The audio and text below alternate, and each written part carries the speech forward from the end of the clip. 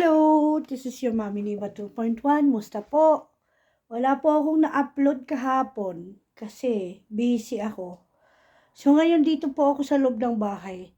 Makikita niyo po kung ano ang aking tahanan. Magulo po siya dahil nga umaga, inaano namin yung mga hayop. Kita niyo sa background, nandoon. Masilak yung araw po ngayon, itong araw na to. So ngayon dito po sa loob ng bahay, magliligpit ako. Pilipina po tayo, pero nakatirang matagal na sa Pilipinas. Ay, hindi, mali po. Wala po akong postiso, private po, hindi po ako nagpupostiso. Sabihin niyo po dyan, bastos naman ito, harap sa camera, walang postiso, ganyan ang itsura. Ganyan pong katotohanan. Huwag tayo magpaganda sa camera para mahalin tayo at magustuhan tayo ng tao. Be yourself, maging real ka. So ngayon dito po sa akin sa bahay, tapos na po ang Christmas. Hindi pa ako tapos pagliligpit ko ng Christmas decoration. Tapos ako po, pag masakit yung likod ko, umihiga po ako sa sahig. So meron po ako ditong pugad na ginawa kasama ng aso ko. Ito po ang pugad na ginawa ko. Diyan ako humihiga. Pag galing ako ng trabaho, masakit ang likod ko, diyan ko nilalagay. So ngayon, si Mami Niva ninyo, mag-iikot ng kamera dito sa loob ng tahanan dahil ang Christmas decoration ko, ito po yung pinakahuli-huli kong decoration na hindi ko pa po naligpit. Dahil kung ano pong nangyayari at yun yung actual, yun pong inuuna ko. So ngayon, malapit na ang Christmas, magliligpit pa lang si Mami ninyo. Kaya ito, ang sabi kong naisip kong content sa aking pagbo-vlog at i-upload ko ngayon sa aking channel. So ngayon mga loves, yan, Christmas decoration ko, yan ang liligpitin ko. Tapos, yung pugad na hinihigaan ko at mga plalansyahin ko, nandyan po sa tabi-tabi. At siguro sa background, makikita ninyo may mga bra, may mga damit. Yan po ang katotohanan, buhay abroad.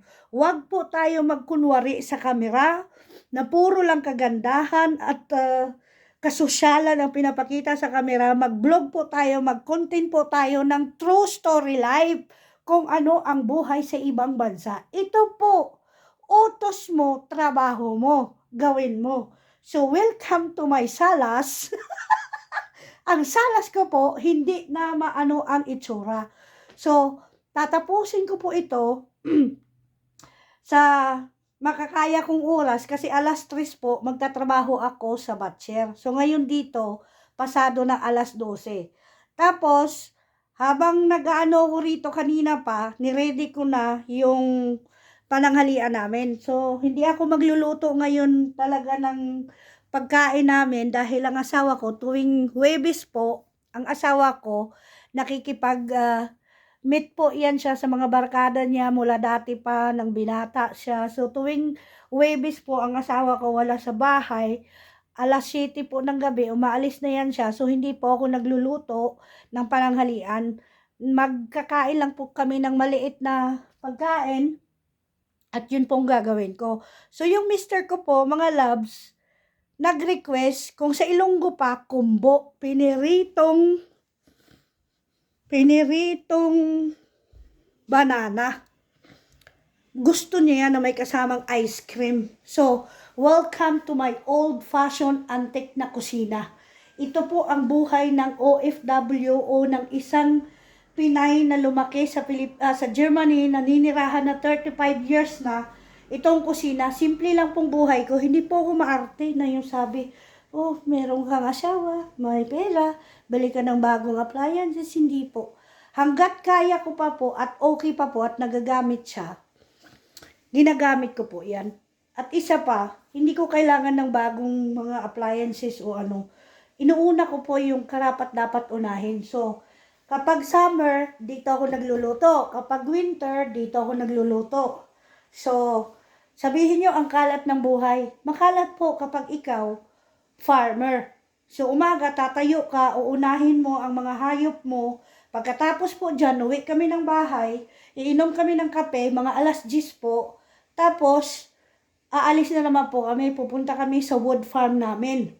So, ngayon, ito yung kusina ko. Pero dito po tayo magfo-focus sa aking salas. So, andyan na yung vacuum. Pasensya na kayo.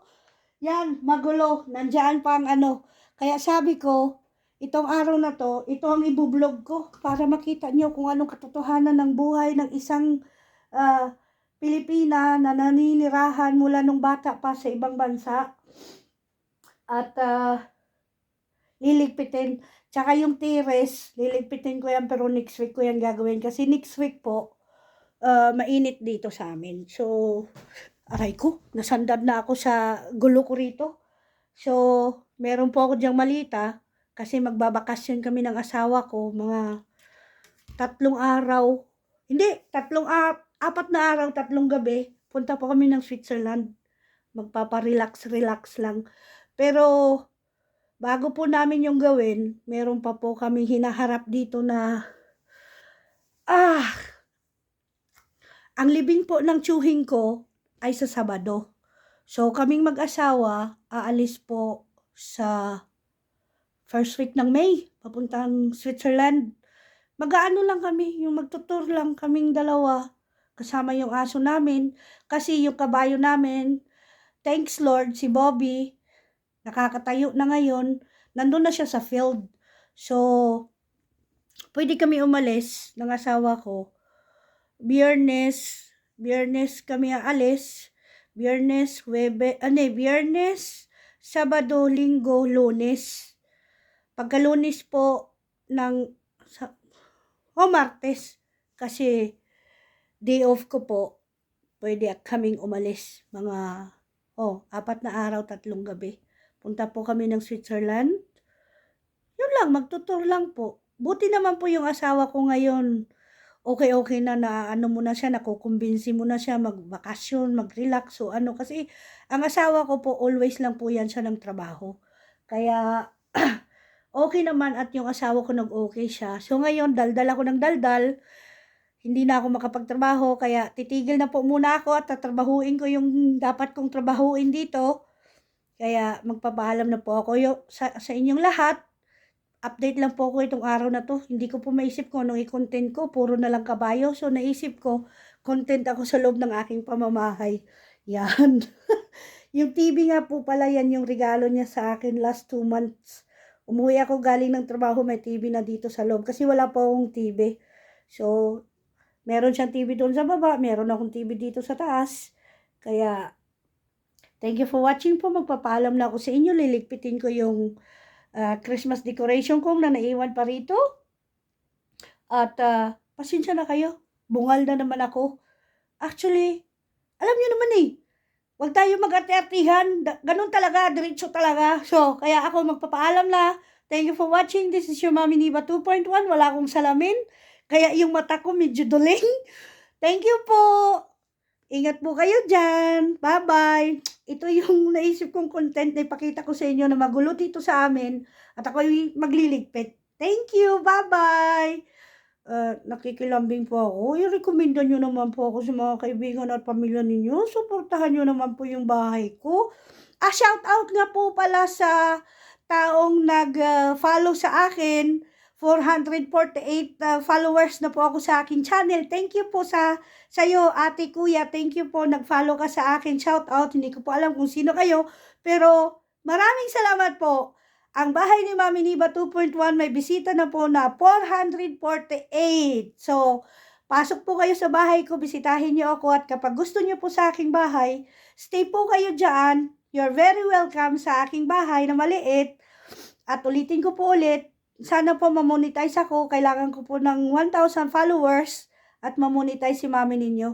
Like and share nyo naman po ang aking video na pinapanood ninyo para kumalat po ang kalokohan na ginagawa ng isang Pilipina na lumaki sa ibang bansa na talagang Pinay na Pinay pa rin po ako. Thank you po. Bye-bye, yung Mami Niva.